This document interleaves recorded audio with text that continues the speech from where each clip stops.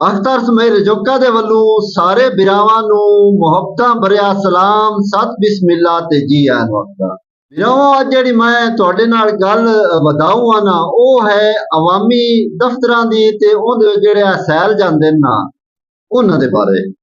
ਮਾਰਕਾ ਗੱਲ ਬੜੀ ਸ਼ਰਮ ਵਾਲੀ ਹੈ ਤੇ ਦੁੱਖ ਵਾਲੀ ਹੈ। ਜਿਹੜੇ ਦਫ਼ਤਰ ਨੂੰ ਉਹ ਹੈ ਤਾਂ ਸਰਕਾਰੀ ਦਫ਼ਤਰ ਸਰਕਾਰੀ ਹੈ ਲੇਕਿਨ ਖਰਚਾ ਜਿਹੜਾ ਨਾ ਉਹ ਪਠਾਨ ਦਾ ਹੁੰਦਾ ਹੈ। ਤੇ ਪਠਾਨ ਇਹ ਉਹ ਹੈ ਜਿਹੜਾ ਆਮ ਸੈਲ ਹੁੰਦਾ ਨਾ ਦਫ਼ਤਰਾਂ ਧੱਕੇ ਖਾਂਦਾ ਹੈ। ਇਹ ਉਸ ਦੇ ਬਾਰੇ ਮੈਂ ਤੁਹਾਨੂੰ ਦੱਸਦਾ ਪਿਆ। ਨਾ ਇਹਨਾਂ ਸਰਕਾਰੀ ਦਫ਼ਤਰਾਂ ਚੋਂ ਕਾਗਜ਼ ਲੱਭਦਾ ਹੈ ਨਾ ਪੈਨਸਲ ਲੱਭਦੀ ਹੈ ਤੇ ਜਿਹੜਾ ਬੰਦਾ ਇਹਨਾਂ ਦਫ਼ਤਰਾਂ 'ਚ ਵੜ ਜਾਵੇ ਨਾ ਆਪਣੀ ਦਾਦ ਰਸੀ ਵਾਸਤੇ ਉਹ ਤਾਂ ਕਿਸੇ ਪੁੱਠੀ ਪੀ ਨੂੰ ਪੈ ਜਾਂਦਾ ਹੈ। ਤੇ ਜਿਹੜਾ ਦਫ਼ਤਰ 'ਚ ਬੈਠਾ ਹੁੰਦਾ ਹੈ ਨਾ ਉਹ ਬੜਾ ਰਾਜੀ ਤੇ ਬੜਾ ਢੱਡ ਹੁੰਦਾ ਹੈ ਵੀ ਆਹ ਜਿਹੜਾ ਬੱਕਰਾ ਹੈ ਨਾ ਇਹ ਆ ਗਿਆ ਤੇ ਇਹਨੂੰ ਮੈਂ ਹਲਾਲ ਕਿਵੇਂ ਕਰਨਾ। ਮੋੜ ਫਰਮੈਸ਼ਾਂ ਸ਼ੁਰੂ ਹੋ ਜਾਂਦੀਆਂ ਬਈ ਬਿਰਾਵਾ ਉਤੋਂ ਕਾਗਜ਼ ਵੀ ਲਈਆ ਉਤੋਂ ਪੈਨਸਲ ਵੀ ਫੱਦੀ ਲਿਆ ਉਤੋਂ ਫਲਾਣੀ ਸ਼ੈ ਵੀ ਲਈਆ। ਮੋੜ ਸਾਨੂੰ ਤਰੇ ਵੀ ਲੱਗੀ ਹੋਈ ਹੈ ਉਤੋਂ ਪਾਣੀ ਵੀ ਫੱਦੀ ਲਿਆਵੀਂ ਜੂਸ ਜਿਹੜਾ ਹੈ ਨਾ ਚੰਗਾ ਵਧੀਆ ਉਹ ਵੀ ਲਈ ਆਵੀਂ। ਤੇ ਜਿਸ ਵੇਲੇ ਉਹ ਬੰਦਾ ਉਹ ਜਿਹੜਾ ਮਜ਼ਲੂਮ ਆਪਣੀ ਦਾਦ ਰਸੀ ਵਾਸਤੇ ਗਿਆ ਉਹਨਾਂ ਨੂੰ ਲੈ ਕੇ ਸ਼ਈਆਂ ਆਉਂਦਾ ਹੈ ਮੋੜ ਅੱਗੂ ਨਵੀਂ ਇੱਕ ਫਰਮੈਸ਼ ਆਈ ਪਈ ਹੁੰਦੀ ਹੈ। ਮੋੜ ਉਸ ਬੰਦੇ ਨੂੰ ਆਂਦੇ ਬਈ ਬਿਰਾਵਾ ਇੰਜ ਕਰੋ ਉਸ ਫਲਾਣੀ ਦੁਕਾਨ ਤੇ ਜਾ ਉੱਥੋਂ ਜਿਹੜਾ ਹੈ ਨਾ ਪ੍ਰਿੰਟ ਕਢਵਾ ਲਾ ਜਿਹੜਾ ਸਾਡੇ ਦਫ਼ਤਰ ਦਾ ਪ੍ਰਿੰਟਰ ਹੈ ਨਾ ਉਹ ਖਰਾਬ ਹੈ ਉਹ ਪ੍ਰਿੰਟ ਹੀ ਨਹੀਂ ਕੱਢਦਾ। ਸਵਾਲ ਇਹ ਹੈ ਵੀ ਇਹ ਜੋ ਸਰਕਾਰੀ ਦਫ਼ਤਰ ਹੈ ਨੂੰ ਸਰਕਾਰ ਹੈ ਉਹ ਇਹਨਾਂ ਨੂੰ ਭਲਾ ਕਾਸ਼ਾ ਵੀ ਨਹੀਂ ਦਿੰਦੀ। ਸੋਚਣ ਵਾਲੀ ਗੱਲ ਹੈ ਨਾ ਜੇ ਸਰਕਾਰ ਇਹਨਾਂ ਨੂੰ ਦਿੰਦੀ ਹੈ ਤੇ ਮੁੜ ਉਹ ਗਧੇ ਕਿਤੇ ਨੂੰ।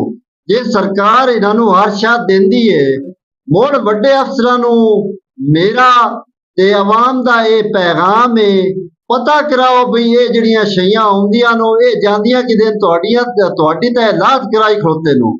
ਮੁਬੈਨਾ ਤੌਰ ਤੇ ਜਿਤਨੇ ਦਫ਼ਤਰ ਵੀ ਮੈਂ ਵਿਜ਼ਿਟ ਕੀਤੇ ਨਾ ਇਹ ਹਵਦਾਈ ਹੀ ਆਈ ਸੂਰਤ ਹਾਲ ਹੈ। ਤੇ ਸੈਲ ਵਿਚਾਰਾ ਜਿਹੜਾ ਟੁਰਿਆ ਹੁੰਦਾ ਨਾ ਕਦੀ ਉਸ ਪੈਨਸਲਾਂ ਲੱਭੀ ਹੁੰਦੀਆਂ ਕਦੀ ਉਸ ਕਾਗਜ਼ ਲੱਭੇ ਹੁੰਦੇ ਨੇ ਕਦੀ ਉਸ ਜੂਸ ਲੱਭੇ ਹੁੰਦੇ ਨੂੰ। ਵੀਰੋ ਇੱਕ ਗੱਲ ਹੋਰ ਵੀ ਮੇਰੇ ਇਸ ਦਿਮਾਗ ਵਿੱਚ ਆਈਏ ਤੇ ਉਹ ਵੀ ਮੈਂ ਕੀਤੀ ਜਾਵਾਂ। ਆ ਜਿਹੜੀ ਹਕੂਮਤ ਕਰਜ਼ੇ ਦਿੰਦੀ ਪਈ ਹੈ ਆਵਾਮ ਨੂੰ ਬਈ ਆਵਾਮ ਸੌਖੀ ਹੋਵੇ ਜਿਹੜੇ ਇਦਾਰਿਆਂ ਦੇ ਥਰੂ ਦਿੰਦੀ ਪਈ ਹੈ ਉਹਨਾਂ ਇਦਾਰਿਆਂ ਪ੍ਰਾਈਵੇਟ ਬੰਦੇ ਰੱਖੇ ਹੋਏ ਮੁਬੈਨਾ ਤੌਰ ਤੇ ਜਿਹੜੇ ਕਰਜ਼ੇ ਵਾਲੇ ਬੰਦਿਆਂ ਨੂੰ ਪਾਸ ਕਰਦੇ ਨੇ ਤੇ ਸਾਰਿਆਂ ਨੂੰ ਉਹਨਾਂ ਪਾਸ ਕੋਈ ਨਹੀਂ ਕਰਨਾ ਹੁੰਦਾ ਹੈ। ਜਾਂ ਇੱਕ ਸ਼ਾਹ ਬੋਝ ਗਤਨੀ ਹੁੰਦੀ ਹੈ ਨਾ ਉਹਨੂੰ ਉਹਨਾਂ ਪਾਸ ਕਰਨਾ ਹੁੰਦਾ ਹੈ।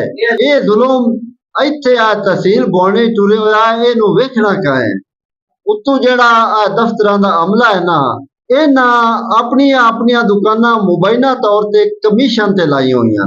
ਜਿਹੜਾ ਸੈਲ ਇਹਨਾਂ ਦੇ ਕੋਲ ਇੱਕ ਵਾਰੀ ਬੁੱਲਾ ਚੁੱਕਾ ਵਗ ਜਾਵੇ ਨਾ ਉਸ ਵਿਚਾਰੇ ਨੂੰ ਉਸ ਦੁਕਾਨ ਤੇ ਗਲਦੇ ਨੇ ਬਈ ਜਿੱਥੋਂ ਇਹਨਾਂ ਨੂੰ ਵੀ 4 ਆਨੇ ਢੀ ਜਾਵੇ।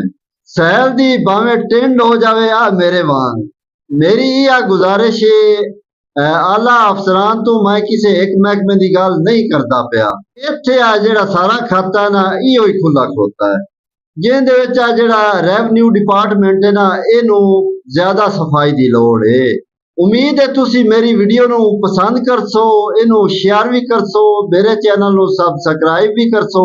ਇਤਨੀਆਂ ਹੀ ਗੱਲਾਂ ਜੇ ਜ਼ਿੰਦਗੀ ਦਿੱਤੀ ਇਜਾਜ਼ਤ ਜੇ ਜ਼ਿੰਦਗੀ ਦਿੱਤੀ ਮੋਹਲਤ ਨਵੀਆਂ ਗੱਲਾਂ ਦੇ ਨਾਲ ਤੁਹਾਡੀ ਖਿਦਮਤ ਤੇ ਦੁਬਾਰਾ ਹਾਜ਼ਰ ਹੋਸਾਂ। ਆਪਣੇ ਸੱਜਣ ਆਪਣੇ ਬੇਲੀ ਅਖਤਰ ਸਮੇਂ ਰਜੋਕਾ ਨੂੰ ਦਿਓ ਇਜਾਜ਼ਤ। ਅੱਲਾ ਬੇਲੀ।